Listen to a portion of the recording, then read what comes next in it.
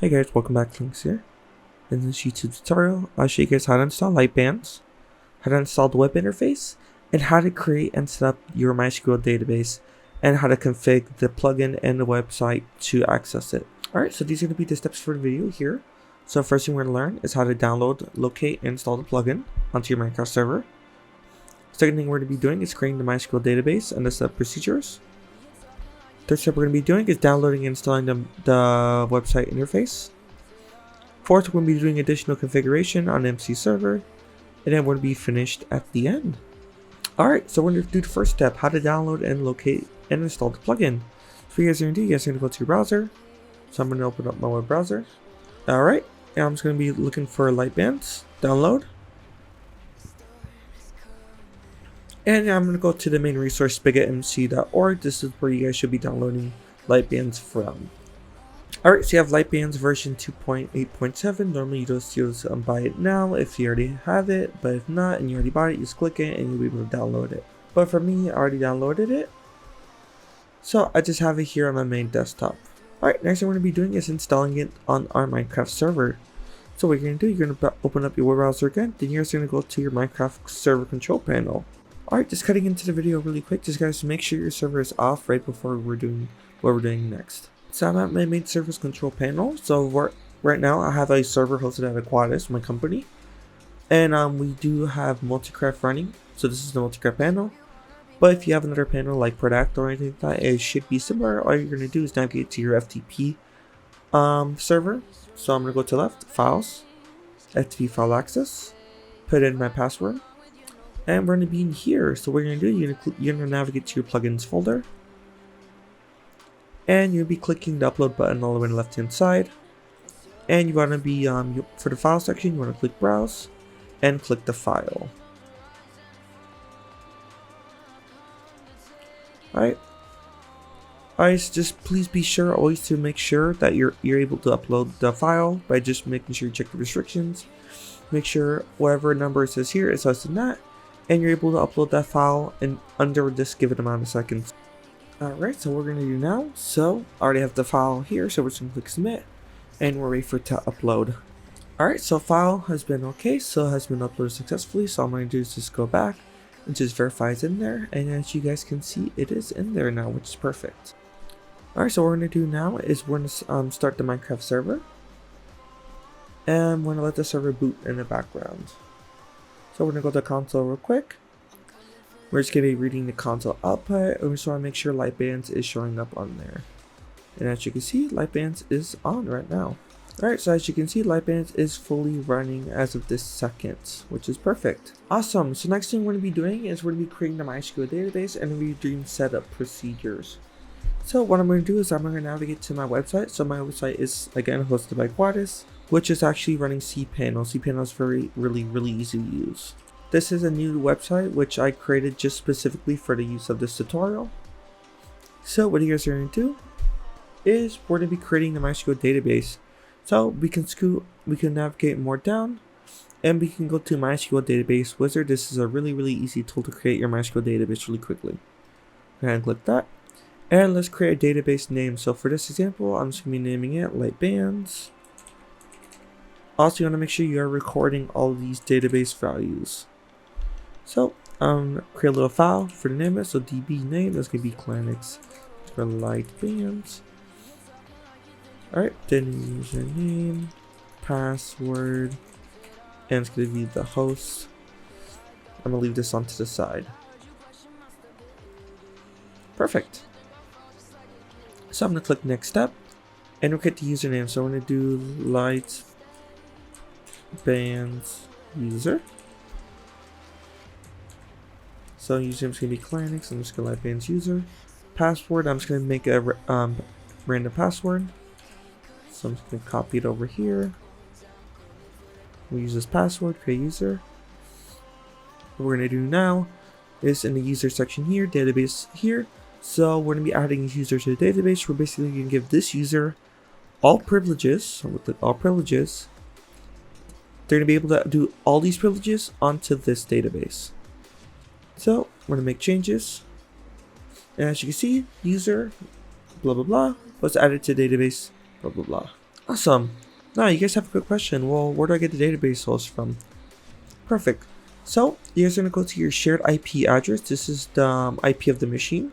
So if I copy this IP and just paste it in the URL, it's gonna route me to the web hosting cPanel. So if I do port 283, it's gonna direct me to the link I used to sign into the cPanel.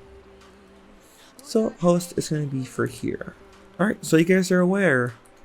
The database is hosted remotely on then this IP here.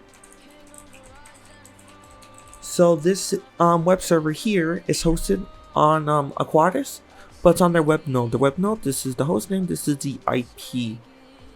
So I want you guys to keep this in mind, because when we're installing the website database, like the actual website panel, we're not going to be putting this IP, we're going to be putting localhost. Why?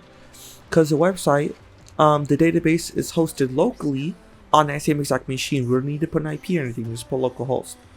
But on your Minecraft server, which is hosted on a different machine, somewhere else in the country, like say Texas, we'd have to put this IP here because we're telling the server, hey, the MySQL server is not hosted locally on that Minecraft machine.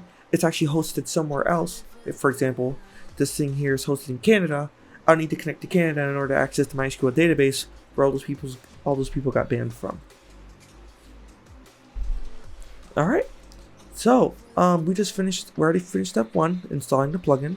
Step 2, we created a MySQL database and set procedures, so we did it right now. Last thing we're going to be doing, if you know the daemon IP of your Minecraft server, you guys are going to click remote MySQL. Then you guys are going to be pasting the IP in here. So I'm going to go to my Minecraft server, so the daemon IP is going to be this.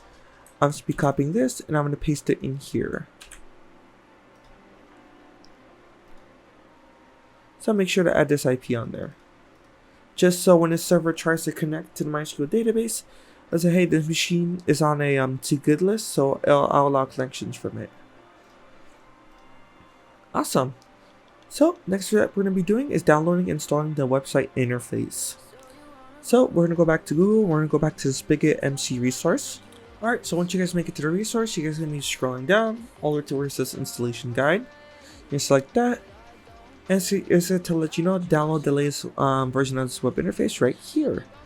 And since I'm so nice and love you guys, I'm going to include this in my comment section, the link. So I'm going to open the file. And let you know right here. Next step you're going to do is check the files on your web server root, or public_HTML. So what I'm going to do is I'm going to go back to my cPanel. I'm going to click the 9 little boxes here, which is just the main interface here. Next, I'm going to go to File Manager. So I'm going to go ahead and click that. Alright, then as stated, you're going to go to public_HTML. So what you're going to do, you're going to click this right here. And we're going to get rid of all this crap because we don't really need it. So I'm going to delete all this.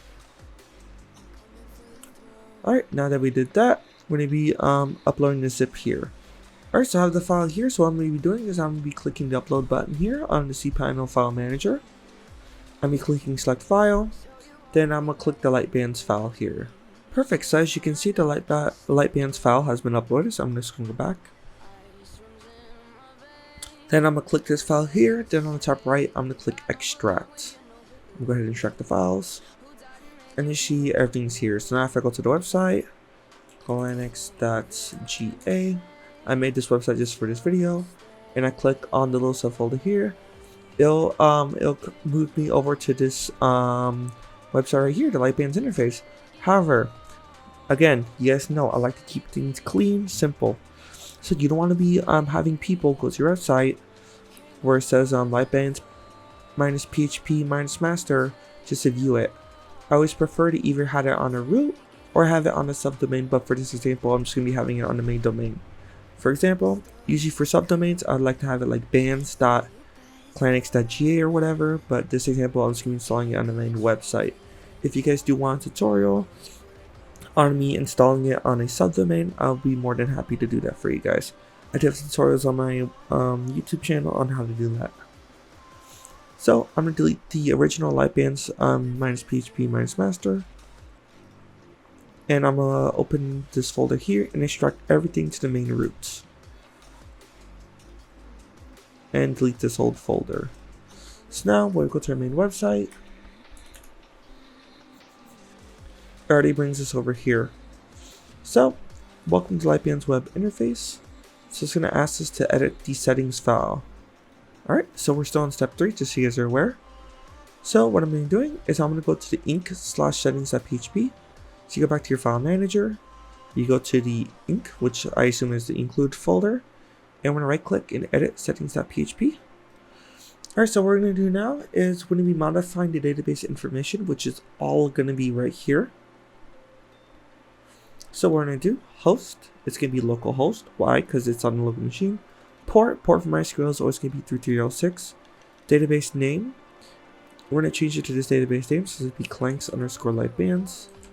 Username is going to be this one here, the one we put earlier. Then the password, of course, is going to be the password, which is going to be right here. Then we're going to save changes. Then we're going to try to go back to the website. It's going to be over here and click continue. So as you can see here, the web interface has connected to the database. Awesome. So we did do that. However, it cannot be found. Now, tables are not found. Why is that? Well, on the Minecraft server, which we didn't configure yet, we need to change the driver to MySQL, not H2, which is what it's running right now. So, this has some good information here, so you guys can read it whenever you want. But now we actually finished with step 3. Which is downloading and installing the website interface. Now we're going to step 4, which is now we're to configure the Minecraft server to connect to the remote MySQL server, which is hosted over here in Canada. Alright, so now we're going to go ahead with additional configuration, aka just configuring the Minecraft server. So we're going to go back to our Minecraft control panel, and we need to ensure that the server is going to be off. So we're going to click the stop button right here, and we're going to wait for the server to boot down. While the server is booting down, as you see, it just stopped right now. We're going to go back to FTP file access, so files, FTP file access, then we're going to go ahead and sign in. Perfecto. And now we're just going to navigate to the plugins folder. And we're going to navigate to Litebans. Then we're going to go to config.yml, so we're going to go ahead and edit this. And just because I'm so nice, we're going to be moving this over here, just so you guys can see what exactly it is saying. So, just make sure it's connected to the database, aka just config YML, replace driver H2 with driver MySQL. So, we're just going to scroll down a little bit here, and as you can see in the SQL section, I'm going to change H2 to MySQL. Alright. I'm going to modify the address. Again, the address is not localhost. Why, you may ask? Local means it's hosted on this machine here. But I already know that my MySQL server is hosted somewhere else in Canada.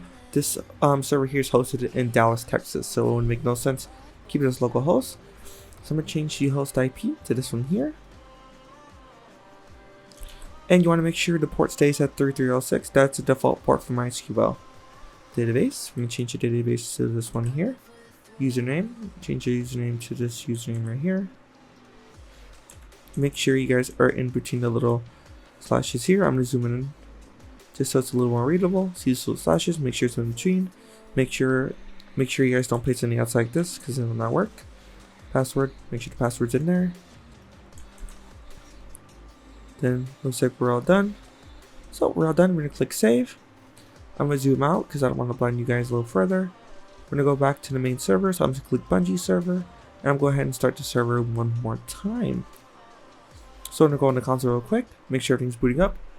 And then as you guys can see right here, while it was enabling Litebans, it was loading MySQL driver, it downloaded the MySQL driver, connected to the database, it actually did connect to us 100%, and it says the whole connection was initiated in under 3 seconds. Now if I go back to the web panel, which is below on the right, and click try again, you should see that the Litebans list is finally set up, which is amazing. Now I'm just going to launch a Minecraft client just to confirm, so give me a second. Alright, so as you guys can see in the console, I did join the server right now. And I'm just going to be doing /Litebans, make sure it's up. And it is up, so I'm going to do is just ban clanks. And as you can see, I've been permanently banned, so I'll just go back to the home here, just refresh it. And as you can see, I recently just got banned. Origin server Litebans, so That's how you save. And we finished step 4, and we actually hit the finish line, so we're all done. Congratulations. Alright guys, so that's the finish line. So what did we learn today? We learned how to download, locate, and install the plugin onto the Minecraft server. We learned how to create the MySQL database with the MySQL database wizard from cPanel, and set up the procedures for it, the general set of procedures. Third step, we learned how to download and install the website interface by extracting it using public HTML, etc., etc. And fourth, finally, we just did additional configuration on the Minecraft server, just adjusted it to point to the MySQL database, which is hosted somewhere else. And that was it. Alright guys, I hope you guys enjoyed this video as much as I did. I appreciate your support in watching my videos. If you liked the video, like, dislike if you dislike, any questions, comments, or concerns, can be left down in my comment section. And as always, I appreciate your support, and I'll see you guys in the next one. Bye bye.